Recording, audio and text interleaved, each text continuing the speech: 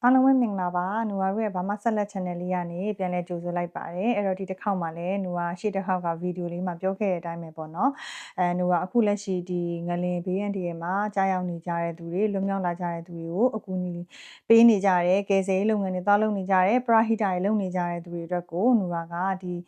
ီဗီဒီယိုလေးမှာပေါ့နော် psychological first aid လို့ခေါ်တဲ့စိတ်ပိုင်းဆိုင်ရာရှေးဦးသူနာပြုစုတဲ့နီးပုံစံပေါ့နော်စိတ်ပိုင်းဆိုင်ရာအထောက်ပံ့ဘယ်လိုတွေပေးကြမလဲဆိုတာကိုနူဝါလိုနဲ့လိုတိုရှင်းလေးပြောပြပေးသွားမှာဖြစ်ပါတယ်။ဘာကြောင့်မလို့ဒီဗီဒီယိုလေးကိုလုပ်ဖြစ်တာလဲဆိုတဲ့ခါကျတော့နူဝါတို့အခုလက်ရှိမှာမြန်မာပြည်မှာ line တွေမကောင်းကြဘူး။ပြီးသွားတဲ့ခါကျတော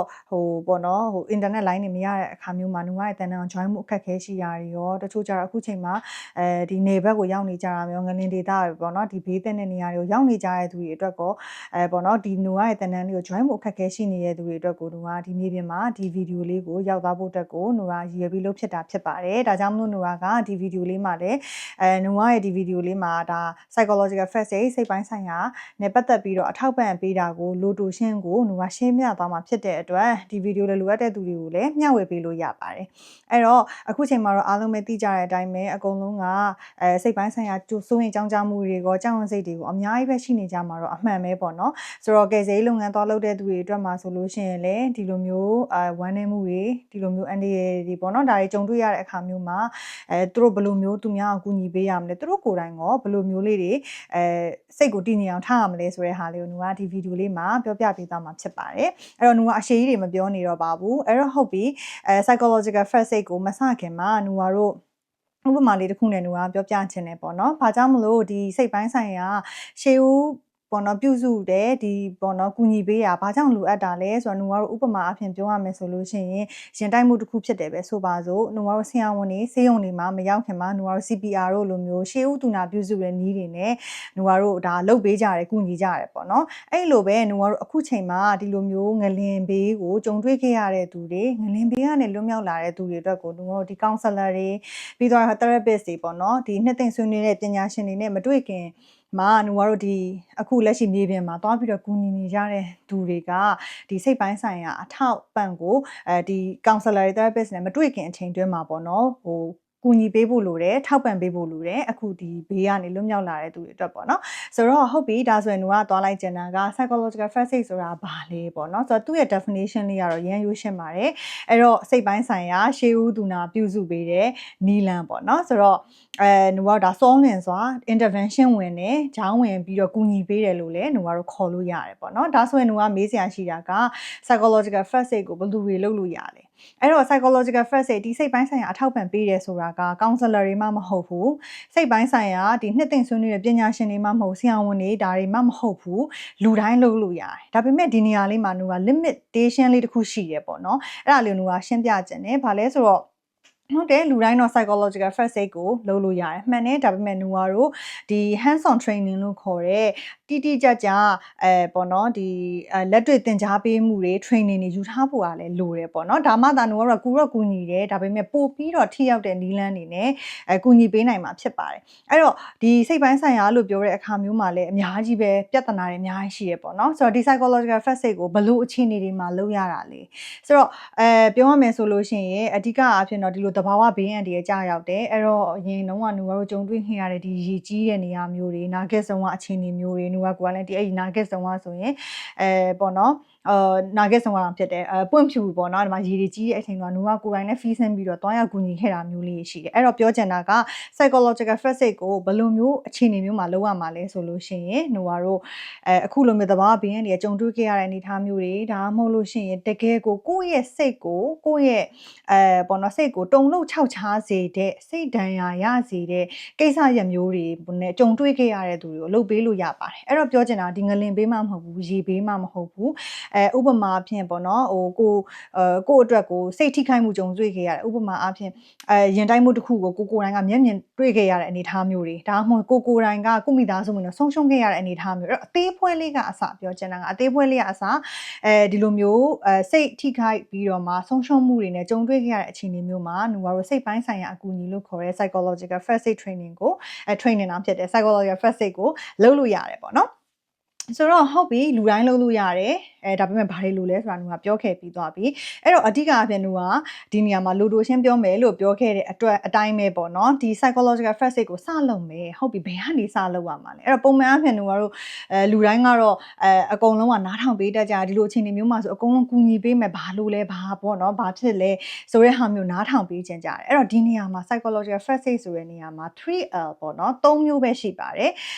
look listen link ပေါ့နော်အဲ့တော့ look အဲ့တော့ပထမအဦးဆုံးဟုတ်ပြီစိတ်ပိုင်းဆိုင်ရာအကူအညီအထောက်ပံ့ဒီလို psychological first aid တယောက်အနေနဲ့ဘာလုပ်ရမလဲဆိုလို့ရှိရင်တို့ကတော့ psychological first aid ကိုပေးချင်တဲ့နေရာမှာပေးလို့မရဘူးတို့ကတော့ပေးမဲ့သူကလည်းအဓိကလုံခြုံတဲ့နေရာမျိုးမှာဖြစ်နေရမယ်အဲ့တော့ပြောချင်တာကအခုလိုမျိုးငလင်ဘေးမှာရှိနေတဲ့သူတွေဆိုလို့ရှိရင်တို့အတွက်ဘာလိုတာလဲနေစရာလိုတာလားစားဖို့တောက်ဖို့လိုတာလားအဝတ်အစားတွေလိုတာလားဒါမှမဟုတ်လို့ရှိရင်ဘာလိုအပ်တာလဲဆိုတာကိုတို့အရင်ဆုံး lookကြည့်ရှုရပါမယ်အရင်ဦးဆုံးပေါ့နော်တို့ဘာတွေလိုအပ်လ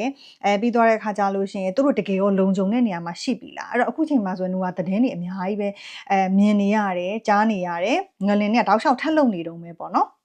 ဆိုတော့ဒီလိုမျိုးထက်လုံနေတဲ့အနေအထားမျိုးမှာတို့တကယ်ရောလုံခြုံတဲ့နေရာတနေရာရှိရလားအဲ့တော့သတင်းတွေထဲမှာမြင်ရတဲ့အကုန်လုံးကဒီအဆောင်တွေရဲ့မဝင်ရဲဘူးအကုန်လုံးဒီပေါ့နော်ဟိ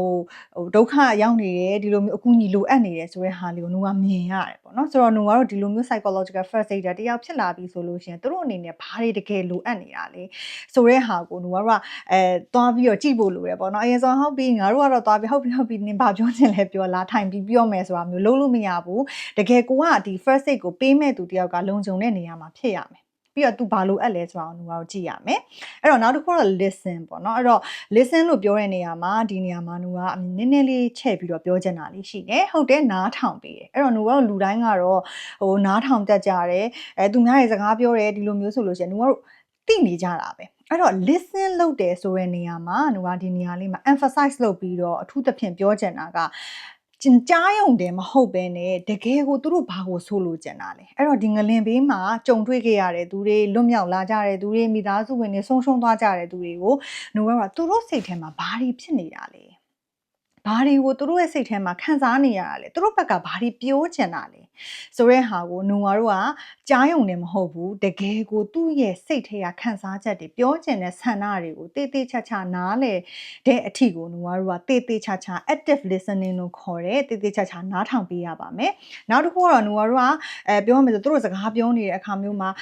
ခေါင်းလေးညှိပေးတာမျိုးအပြုံးလေးနဲ့ဟုတ်တာပေါ့မှန်တာပေါ့ဆိုရဲသူတို့ရဲ့ခံစားချက်တွေကို validation လို့ခေါ်တဲ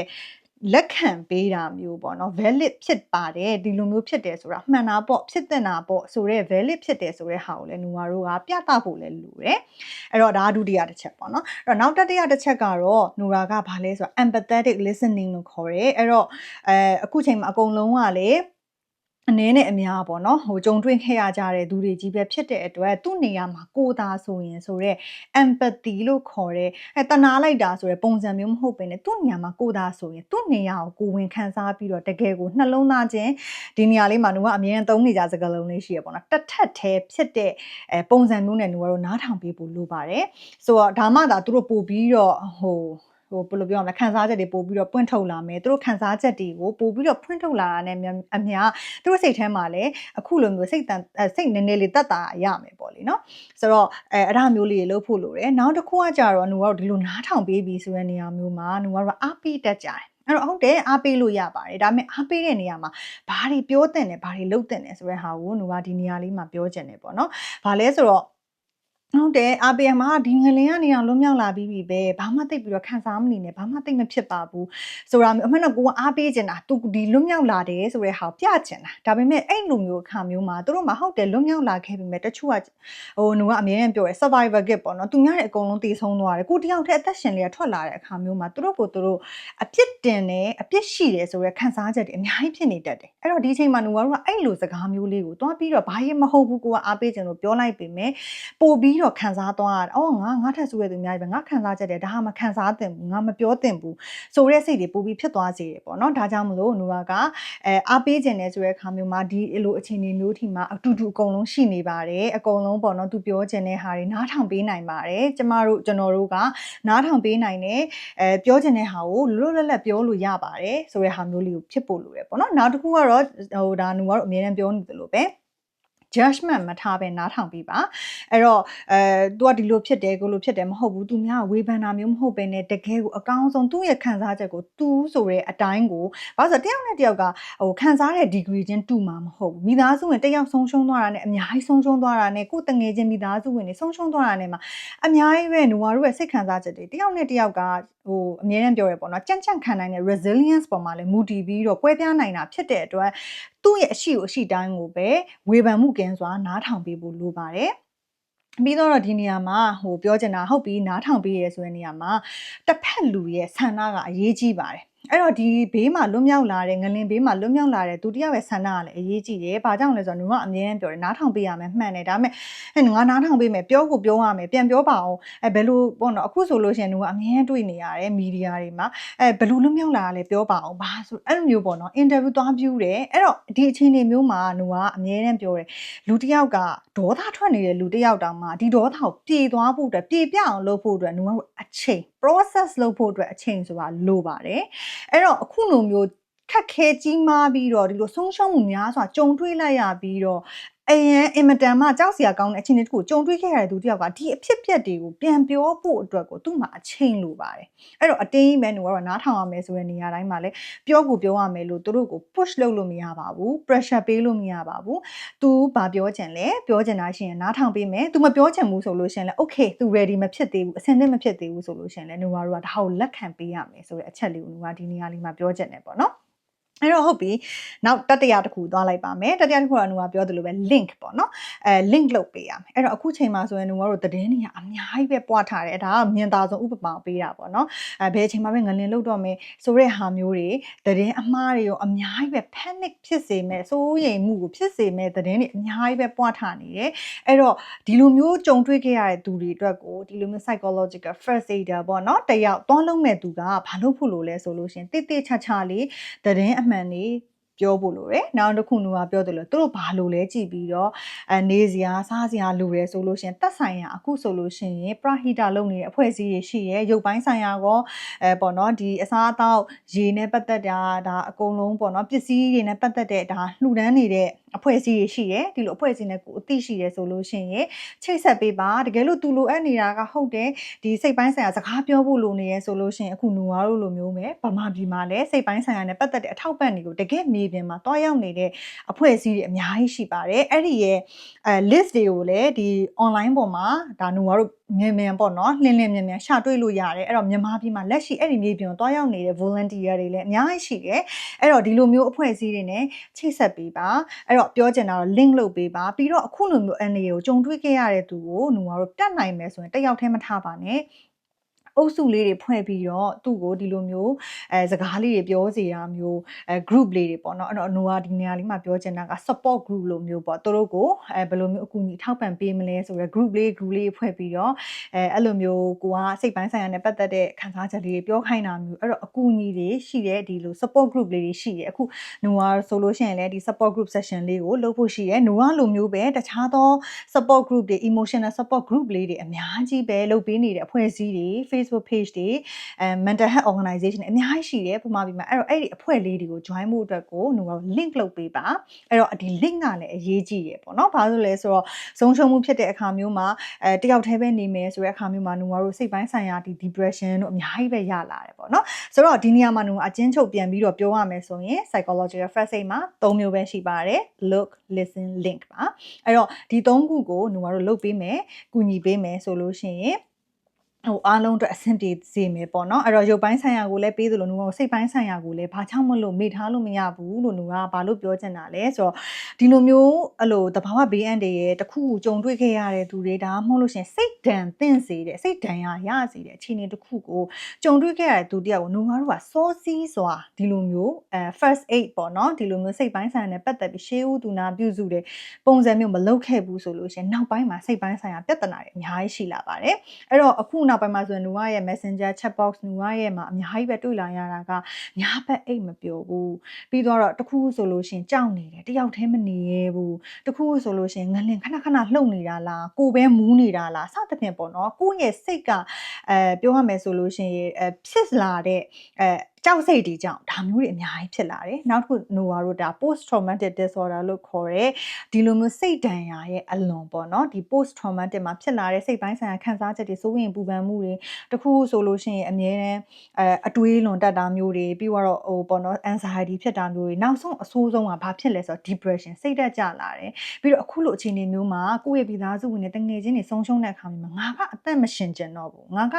အသက်ရှင်ဖို့မထိုက်တန်တော့ဘူးဆိုရယ်စိတ်ဓာတ်ကျတာနေပြီးတော့နောက်ပိုင်းမှာဆိုလို့ရှိရင်အရန်အန်ဒီရဲ့ကြီးမားလွန်းတဲ့ပြဿနာတွေဖြစ်လာနိုင်တယ်အဲ့တော့နှုတ်ကသတင်းဒီကြားထဲမှာလည်းသတင်းတွေတွေ့ရတယ်ပေါ့နော်ဒီလိုမျိုးကိုယ့်ကိုအဆုံးစီရင်သွားတာ suicidal attention ဒါမျိုးတွေပေါ့နော် ideation တွေဖြစ်လာတာမျိုးလေးတွေဖြစ်တတ်တာကြောင့်နှုတ်ကခုနကပြောသလိုပဲဒီလိုမျိုးသွားပြီးတော့ကူညီကြတဲ့သူမှာရုပ်ပိုင်းဆိုင်ရာကတော့အမှန်ပါတယ်နှုတ်ကအဲ့ဒါကိုလည်းပြောချင်တာကဘာလဲဆိုတော့သူတို့အတွက်အဓိကလုံခြုံတဲ့နေရာလေးတစ်ခုဖြစ်ဖို့အစားအသောက်အစာရည်စားပေါ့နော်ဒါနူဝါတို့ရဲ့ basic need လို့ခေါ်တဲ့အရာတွေကိုအရင်ဆုံးလုပ်ဖို့လိုအပ်တယ်ဒါလေးပြီးသွားရင်တော့နူဝါကဒီရုပ်ပိုင်းဆိုင်ရာတွေကိုကူညီပေးနေတယ်ဒီလိုပဲစိတ်ပိုင်းဆိုင်ရာလေးကိုပါပို့ပြီးတော့ကူညီပေးနိုင်တယ်ဆိုလို့ရှိရင်တော့နူဝါပြောချင်တာကကူညီတဲ့နေရာမှာပို့ပြီးတော့ effective ဖြစ်တယ်ဆိုတဲ့ဟာလေးကိုနူဝါပြောချင်တာပေါ့နော်ဆိုတော့ဒီနေ့ကတော့နူဝါလူရင်းတူရှင်းကိုပဲပြောသွားတာဖြစ်ပါတယ်တကယ်လို့အသေးစိတ်ကိုယ်တိုင်က hands on training သဘောမျိုးလက်တွေ့သင်ကြားတဲ့ဟာမျိုး training မှာအသေးစိတ်ပေါ့နော်ဘယ်လိုလေးတွေလုပ်ရမလဲဆိုတာလေးကိုသိကျင်နေဆိုလို့ရှိရင်လည်းမနေ့ဖြန်မှာနူဝါကသင်တန်းလေးရှိပါတယ်ဒီသင်တန်းလေးကိုလည်းလာ join လို့ရတယ်နူဝါဒီမှာအပြည့်စုံလေးပြောသွားပေးမယ်ပေါ့နော်ဆိုတော့ဒါလေးကိုနူဝါပြောချင်ပါတယ်အဲ့တော့နူဝါရဲ့ဒီ training လေးမှာလည်းအသေးစိတ်လာပြီးတော့လေ့လာလို့ရတယ်လို့နူဝါကလည်းဒီ video လေးရဲ့ပေါ့နော်ဒီအောက်မှာတကယ်လို့နူဝါကိုမေးချင်တဲ့မေးခွန်းလေးတွေရှိတယ်သိချင်တာလေးတွေရှိတယ်ဆိုလို့ရှိရင်လာပြီးတော့မေးလို့ရပါတယ်ဆိုတဲ့ဟာလေးကိုနူဝါပြောချင်ပါတယ်အဲ့တော့အားလုံးပဲပေါ့နော်အားလုံးပဲ view တစ်ဆိုင်နေကြပါအားလုံးလည်းဂယူးဆိုင်ပြီးတော့ကိုယ့်ကိုပေါ့နော်အခုလက်ရှိမှာလွတ်မြောက်လာတဲ့သူတွေရောပြီးသွားတဲ့ခါကျအခုလက်ရှိကယ်ဆယ်ရေးလုပ်နေတဲ့သူတွေမှာလည်းကိုဂယူးဆိုင်ကြပါလို့လူကဒီဗီဒီယိုလေးကနေအားလုံးကိုပြောကြားပြီးတော့အားလုံးကိုပြောပြီးတော့ပေါ့နော်လူကဒီဗီဒီယိုလေးကိုအဆုံးသတ်လိုက်ချင်ပါတယ်အားလုံးပဲနောက်ထပ်ဗီဒီယိုလေးမှာပြန်ပြီးတော့တွေ့ကြပါမယ်အားလုံးပဲ see you ပါ